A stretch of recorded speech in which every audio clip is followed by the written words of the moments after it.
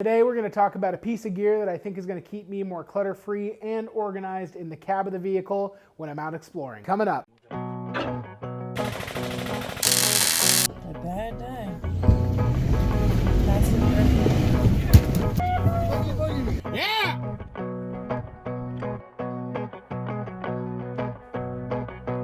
I'm Drew, and this is Evergreen Overland. On this channel, we showcase 4x4 vehicle modifications, we hone our outdoor cooking skills, and we do reviews on camping and overland gear like the one we're going to talk about today. If you've seen any of my videos and you've been watching for a while, you probably realize that I have a passion for staying organized in my vehicle when I'm out exploring. I feel like it's just one of those things that when you're building out a vehicle, if you focus for having a place for everything and everything goes in its place, you're going to have a much more successful trip, no matter if that's just a road trip to your favorite camping hole, and especially when you're talking about longer trips, you know, over a week, over 2 weeks, whatever it might be, whatever your style of overlanding or camping is. One thing that I always struggle with is keeping the cab of the vehicle from being cluttered. It's where you do most of your living during the day when you're getting to your destination, and it always seems to be just an explosion of gear by the end of the trip in the cab of my vehicle. We have an 80-pound dog named Blue. We like to give her as much comfort as we can. She's got the larger section right behind me in the back of the truck, and then next to her is where I removed the single seat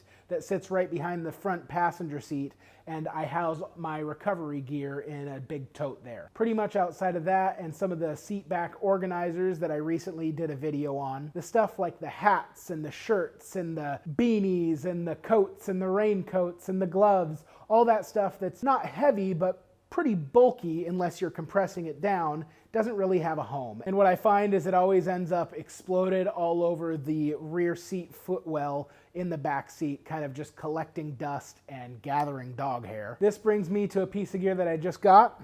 I'm hoping this is going to solve some of our problems. I bought this from a guy that I met on one of my first gen Tundra pages on Facebook. He's got an Instagram page called Nomadic Design, and what this is it's a gear loft, basically. I don't know if that's what he calls them, but it's a nylon webbed loft that gets suspended at the roof of your vehicle between your grab handles and all that kind of stuff. And it's a great way to tuck away all that gear that just ends up floating around the rig in a way that's going to keep it high and tight and out of the way. Let's go ahead and pull it out of here, talk about it briefly, and then we'll go about installing it. The gentleman who runs this company's name is Max. He's a one-man operation from what I know. He does this for all sorts of different vehicles. If you're a first-gen Tundra owner, you know that there's not a lot of aftermarket support, so whenever you do find a vendor offering you something specifically for your rig, it's really cool for me, personally, to give them a little support and encourage what they're doing. Max does all sorts of different vehicles. Definitely reach out to him. Nomadic Design on Instagram is where you're going to find him the easiest, and just ask him if he has one of these gear lofts that fit your rig. If he doesn't have a template already, I'm sure he'd be willing to work with you to make one. So unraveling this thing for like my first time, basically, it's just a piece of like nylon rubberized netting with nicely stitched nylon webbing all around the outsides of it, and then a shock cord in the center that I'm assuming is going to basically be able to kind of tension everything up and just suck it up high and tight to the roof of my vehicle. At all the corners you have your kind of typical nylon buckles that you're going to feed your nylon webbing through, and I'm assuming those are going to attach to the grab handles in my truck. And then what I'm seeing in the back is actually a little nylon push button fastener that I think will replace one of the existing ones in the truck. So I'm assuming those go towards the back and these go towards the front. Yeah, I mean, it just looks really well built so far. I'm digging it. I'm excited to get it in. Let's go take a look at getting this installed.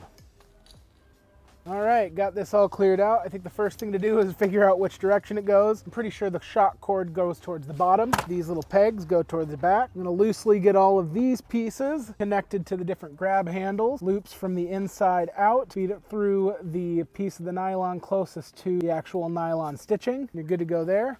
Like I was saying, I think you want to loosely attach these so you have some room to mess around with it. Feed it in there. This shouldn't be rocket surgery. Cool. And we'll replace just those two pins. One thing, you don't need this, but I'll link to a little kit of these on Amazon. It's just a nylon fastener kind of body panel, interior body panel, crowbar looking thing. I like these for doing the interior. They just give it a little bit of flex and a little bit of give so you're not snapping things. Makes it easier to remove some of your interior panels and all that kind of stuff. Work it in there and pop the little sucker out. Pretty straightforward. line up with the holes in the roof and apply even pressure, trying to get it to line up with that hole and not collapse the plastic component. I think the last thing is just work these kind of both simultaneously to get them centered. Pretty much all there is to it. Let's load it with some gear. My puffy jacket, my raincoat, Pacific Northwest Tundra's sweatshirt, another sweatshirt, my wife's rain jacket, my wife's coat, 2 pairs of winter gloves, 2 beanies, 2 shmahs, because every overlander needs a shmah. Go on combatflipflops.com to pick up some of those. They go to a good cause. And the last thing I think I'm going to jam in this thing is a cheap little Costco $20 throw. These things are awesome if you go to Costco during the right time of year. They come with their own little compression sack. It's just a nice, cost-effective down throw to use around camp. Well, that's pretty darn packed full. If I had somebody my size back here, I probably wouldn't want it this packed full, but at least for the time being, it's just my dog back here. She sits fairly low. I really dig that. It keeps everything up and off the floor and out of the way.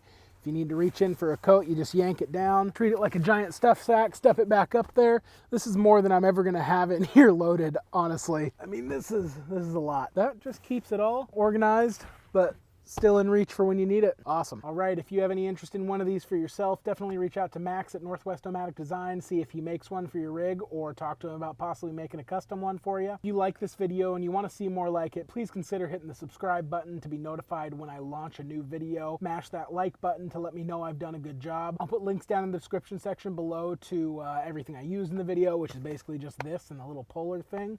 If you have any questions or comments, definitely throw them down in the comments section below. I love interacting with you guys and really want to be helpful any way I can. If you want to follow more about us, definitely check us out over on Instagram at Evergreen Overland, as well as Facebook, Evergreen Overland, and also evergreenoverland.com. Have a good day. Thanks for watching.